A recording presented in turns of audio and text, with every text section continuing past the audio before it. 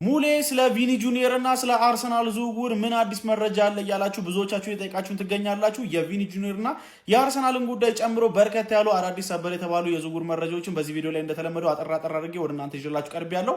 ቪዲዮን ኮፒ ሊንክ እና ሪፖስት እያደረጋችሁ መረጃዎቹን ከኔ ጋር መከታተል ትችላላችሁ። እንግዲህ ቪኒ ጁኒየርን አስመልክቶ ሪያል ማድሪዶች ለተጫዋቹ ያቀረቡለትን ኦፈር አሻሽለው በዚህ ሰዓት እንዳቀረቡ እየተነገረ ይገኛል። ከተጫዋቹ ጋርም በሚቀጥሉት ቀናቶች ጆዜ ሞሪኒዮ እንዲሁም ደግሞ የክለቡ ባለስልጣኖች በጠረጴዛ ዙሪያ በክለቡ ባለው ቆይታ ዙሪያ ይነጋገራሉ ተብሎ ይጠበቃል ማለት ነው። ያንን ኦፈር ቪኒ የማይቀበል ከሆነ ግን ቀሪ ኮንትራት ያለው 1 አመት ብቻ ስለሆነ በዚሁ የክረምት የዝውውር መስኮት ሊሸጡት ሊገደዱ እንደሚችሉ ነው ሪፖርቶች እያሳዩ የሚገኙት። አርሰናልም እንግዲህ በቪኒ ላይ ፍላጎት ያለው ክለብ ስለሆነ በቪኒና ሪያል ማድሪድ መካከል ያለውን ሁነትም በቅርበት እየተከታተለ እንደሚገኝ ነው ሪፖርቶች እያሳዩ የሚገኙት። የኔን የግል ኦፒኒየን ከጠየቃችሁኝ ቪኒ የሚፈልገው ኦፈር የሚቀርብለት ከሆነ በሪያል ማድሪድ የመቆየት እድሉ በጣም ሰፊ ነው። ምክንያቱም ከሪያል ማድሪድ ጋር የመቆየት ፍላጎት ያለው ተጫዋች ስለሆነ ማለት ነው። ነገር ግን በኮንትራቱ ዙሪያ የሚያቃር ነገር ከተፈጠረ ምናልባት የመልቀቅ እድል አለው። አርሰናል ደግሞ እሱን የማግኘት በይሳት ትልቅ ፍላጎት ያለውና እድል ያለው ቡድን እንደሆነ መረጃዎች ያሳያሉ ማለት ነው። ከዛው ከአርሰናል ቤት ሳንወጣ ሌላኛው ብራዚላዊውን እንግዲህ አማካኙን ቡርኖ ጉማሬሽን ለማስፈረም መድፈኞቹ አርሰናሎች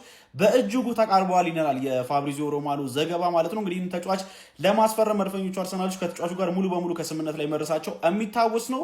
ታዲያም እንግዲህ በሱ ቦታ ላይ ኖርጋርደን ለኤቨርተን ለመሸጥ ሙሉ በሙሉ ከስምምነት ላይ መርሳቸው የሚታወስ ነው። ለሱ ቦታ እያስለቀቁ እንደሚገኝ የሚያሳይ ዝውውር ነው። ታዲያም እንግዲህ ኒውካስትል ዩናይትዶች ይህንን ተጫዋች ለመልቀቅ ፈቃደኛ ያልነበሩ ቢሆኑም ነገር ግን አሁን ላይ ለመልቀቅ ፈቃደኛ የሆኑ ይመስላሉ። ነገር ግን በተጫዋቹ የዝውውር ሂሳብ ዙሪያ እስካሁን ከስምምነት ላይ መድረስ እንዳልተቻለ ነው መረጃዎች የሚያሳዩት። ወደ ሌሎች የዝውውር መረጃዎች ከማለፌ በፊት ቴምር ሪል ስቴት በከተማችን አዲስ አበባ ላይ አይን በተባለው አካባቢዎች ላይ ጥራታቸውን የጠበቁ መኖሪያ ቤቶችንና ሱቆችን ገንብቶ አጠናቆ ለእናንተ እንካችሁ እያላችሁ ይገኛል። ታዲያ በታላቅ ቅናሽ የሚቀርቡላችሁን እነዚህን መኖሪያ ቤቶችና ሱቆችን ከቴምር ሪል ስቴት ማግኘት ትችላላችሁ። እንግዲህ የባርሴሎናው ስፔናዊ የፊት መስመር ተጫዋች ሆነው ፈራን ቶሬዝን አስመልክተው ባርሴሎናዎች ምንም አይነት ደሞዝ ጭማሪ ሳያደርጉ ኮንትራቱን ለማራዘም እንቅስቃሴ ሊያደርጉ እንደሚችሉ መረጃዎች እየጠቆሙ የሚገኝ ሲሆን ነገር ግን ተጫዋቹ በክለቡ ቆይታውን ለማድረግ የማይፈልግ ከሆነ እስከ 55 ሚሊዮን ዩሮ ከተጫዋቹ ዝውውር ማግኘት እንደሚፈልጉ ነው የተነገረው። ፓሪስ ጀርሜኖች ይህንን ተጫዋች የማስፈረም ፍላጎት ያላቸው ክለብ እንደሆነ ይታወቃል። በዚህ ሰዓት ምንም አይነት ክለብ የሌለው ፍሪ ኤጀንት የሆነውን ጄደን ሳንቾን አስመልክቶ እስካሁን ሊያስፈርመው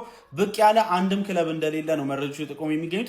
10ኛ እርከን ላይ ያለ ቡድንም እንግዲህ ተቀላቅሎ ልምምዱን በሰዓት እያደረገ እንደሚገኝ ነው መረጃዎች ያሳዩ የሚገኙ። ኤቨርተኖች የማንቸስተር ዩናይትድ የወጣት ቡድን አጥቂ የሆነው ዌድሊን አስመልክቶ እንግዲህ ለማስፈረም ፍላጎት እንዳሳዩ መረጃዎች እየጠቆሙ ይገኛሉ። የሊዮኔል አንድሬስ ሜሲው ኢንተር ማያሚ ኬቨን ደብረነን ለማስፈረም በሰዓት በድጋሚ ፍላጎት እያሳዩ እንደሚገኙ መረጃዎች እየጠቆሙ ይገኛሉ። ለማንኛውም ዛሬ የተሰሙ ሰበር የተባሉ አዳዲስ የዝውውር መረጃዎች እነዚህን ይመስላሉ። ለተጨማሪና አዳዲስ የዝውውር መረጃዎች የፕላስ ምልክቱ መጫን እንዳትረሱ። ማሸነፍ የዚህ ክለብ ታሪክ ነው። ማይክል ካሪክ ቀጣይ ዓመት የእንግሊዝ ፕሪሚየር ሊግ ሻምፒዮን እንሆናለን። ሌኒ ይሮ እና እንግዲህ ማይክል ካሪክ አስተያየታቸውን ሰጥተዋል።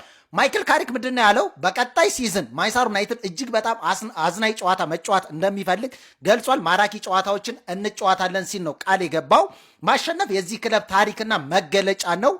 ደጋፊዎች አዝናኝ ቡድን እንዲሁም ደግሞ አሸናፊ ቡድን ይወዳሉ።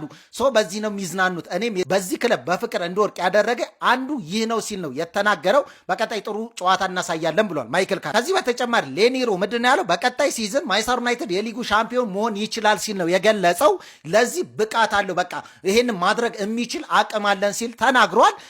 እንዲሁም ደግሞ ስለ ትችት ምናምን እሱ ስለሚተችበት ነገር ሲናገር የ20 ዓመት ተጫዋች መሆኔን ይረሳሉ፣ ገና 20 ዓመቴ ነው ብሏል። ሌኒሮ ለመማር ገና ዝግጁ ነኝ፣ መማር ፍላጎት አለኝ፣ ስለዚህ አደምጣለሁ፣ ራሴን አሻሽላለሁ፣ ምንም አይነት ምክንያት ማቅረብ አልፈልግም ብሏል። ጉዳቶችን፣ የተለያዩ ነገሮችን፣ ነገር ግን ቀጣይ ከጉዳት ራሴን ጠብቄ የተሻለ ነገር ማሳየት እችላለሁ፣ ጥሩ ነገር መስራት እችላለሁ፣ አቅም አለኝ፣ ገና ነኝ፣ ራሴን እያሻሻልኩ እገኛለሁ፣ በቀጣይ ሲዝን ግን ጥሩ ነገር ማድረግ እችላለሁ ሲል ቃል ገብቷል። ሁላችንም ማሰብ ያለብን ግን ስለማሸነፍ ነው። እያንዳንዱን ጨዋታ እናሸንፋለን ሲል ነው የገለጸው ሌኒሮ። እንግዲህ እነዚህ ሁለት አስተያየቶች እንዴት ተመለከታችኋቸው? ሀሳብ አስተያየታችሁን ደግሞ ኮሜንት ሴክሽን ላይ አካፍሉ።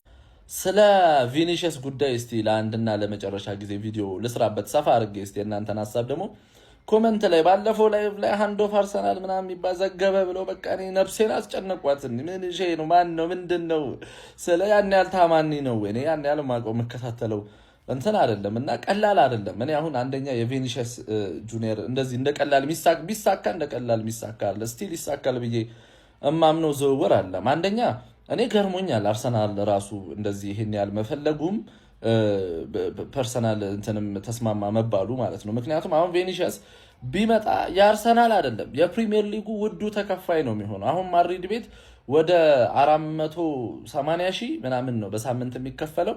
ኪሊያን ምባፔ 612 ሺህ ነው የሚከፈለው እና 570 ሺህ አድርሱልኝ እያለ ነው እየተከራከረ ያለው። ማድሪድ አይ ቲንክ እስከ 500 ምናምን አካባቢ ነው የሰጠው እና የፕሪሚየር ሊጉ ውዱ ተከፋይ ሃላንድ ነው 512 ሺህ በሳምንታዊ እና በእርግጠኝነት የፕሪሚየር ሊጉ ውዱ ተከፋይ መሆኑ አይቀርም ቪኒሺየስ ጁኒየር። እና እንዴት ነው በቪኒሺየስ ጁኒየር ባህሪ በእንግሊዝ ሚዲያዎች ጫና ይሄ ልጅ ትንሽ አምና ካልተሳሳትኩ 10 ምናምን ጨዋታ ጎል ሳያገባ በተከታታይ ሄዷል።